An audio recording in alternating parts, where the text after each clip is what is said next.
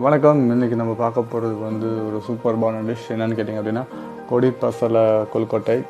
கொடி பசலை அப்படின்றது பார்த்திங்கன்னா அது ஒரு வெரைட்டி ஆஃப் கீரை. ஸோ இது வந்து எப்படி செய்ய போகிறோம் அப்படின்றது பார்க்கலாம். ஸோ வந்து கொழுக்கட்டைக்கு தகுந்த மாதிரி மாவு ரெடி பண்ணி வச்சுக்கோங்க. அதாவது ரைஸ், இது வந்து ப்ரௌன் ரைஸ் யூஸ் பண்ணியிருக்கோம். ப்ரௌன் ரைஸ் சால்ட் வாட்டர் போட்டு நல்லா ஆட்டி இந்த மாதிரி வச்சுக்கணும், ஜஸ்ட்டு அந்த கொழுக்கட்டை மாவு பாடுறதுக்கு. அப்புறம் நம்மளோட மெயினான ஸ்பினாச், இதுதான் அந்த கொடி பசலை. அதுக்கு நிறைய நேம்ஸ் இருக்குது. இந்தியன் ஸ்பினாச்னு சொல்லுவாங்க, மலபார் ஸ்பினாச்னு சொல்லுவாங்க, வெயின் ஸ்பினாச் அப்படின்னு சொல்லுவாங்க. இது வந்து ஒரு நிறைய பெனிஃபிட்ஸ்லாம் இருக்குதுன்னு சொல்லுவாங்க. பட் உண்மை சொல்லணும் அப்படின்னா சாப்பிட சூப்பராக இருக்கும். நல்ல டேஸ்டியான ஃபுட் இது.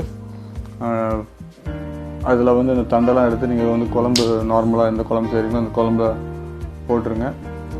இந்த இலையை மட்டும் இந்த மாதிரி தனியாக எடுத்து க்ளீன் பண்ணி வச்சுக்கோங்க இந்த மாதிரி. ஸோ இதெல்லாம் நம்ம கொழுக்கட்டை செய்ய போகிறோம். அந்த தண்டெல்லாம் வேஸ்ட் கிடையாது. அந்த தண்டு எல்லாமே நீங்கள் வந்து குழம்புல போட்டு வேக வச்சிடலாம்.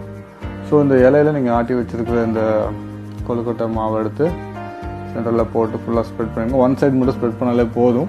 ஸ்ப்ரெட் பண்ண அப்புறமேட்டு நீங்கள் அப்படியே சைடில் அப்படியே ஃபோல்டு பண்ணிக்கலாம். ஃபோல்டு பண்ணி இதை நீங்கள் ஜஸ்ட்டு உங்கள் இட்லி குண்டால் அப்படியே ஒரு ஒன்றா அடுக்கி வச்சு நீங்கள் என்ன பண்ணலாம் அப்படின்றது அப்படியே வேக வச்சிடலாம். இந்த இந்த இந்த கீரையில் ஒரு ஸ்பெஷாலிட்டி என்னென்னு கேட்டீங்கன்னா, அது நைட்டு நீங்கள் சாப்பிட்லாம். ஏன்னா ஈஸி டைஜஸ்டிவான ஒரு ஃபுட். இது ஈஸியாக டைஜஷன் ஆகும். ஏன்னா நிறைய பேர் சொல்லுவாங்க நைட்டு கீரை சாப்பிடக்கூடாது அப்படின்னு சொல்லிட்டு. பட் இந்த கீரை நீங்கள் சாப்பிட்லாம். நல்லா ஈஸி டைஜஷன் ஆகக்கூடிய ஒரு விஷயம் ஃபுட்டு. அது மட்டும் இல்லை, இது நல்லா டேஸ்டியாகவும் இருக்கும். நீங்கள் ட்ரை பண்ணி சாப்பிட்டு பாருங்கள், சூப்பராக இருக்கும். ஸோ இந்த வேக வச்சுருங்க, இதை இட்லி குண்டால போட்டு நல்லா வெந்ததுக்கு அப்புறமேட்டு இதை எடுத்து நீங்கள் வந்து இந்த குழம்புல போட்டுருங்க. நீங்கள் ஆல்ரெடி செஞ்சு வச்சுருந்த குழம்பு, ஏதாவது எனி குழம்பு, புளிக்குழம்பு மாதிரி எதுவுமே செஞ்சுருந்தீங்க அப்படின்னா அது நல்லாயிருக்கும்.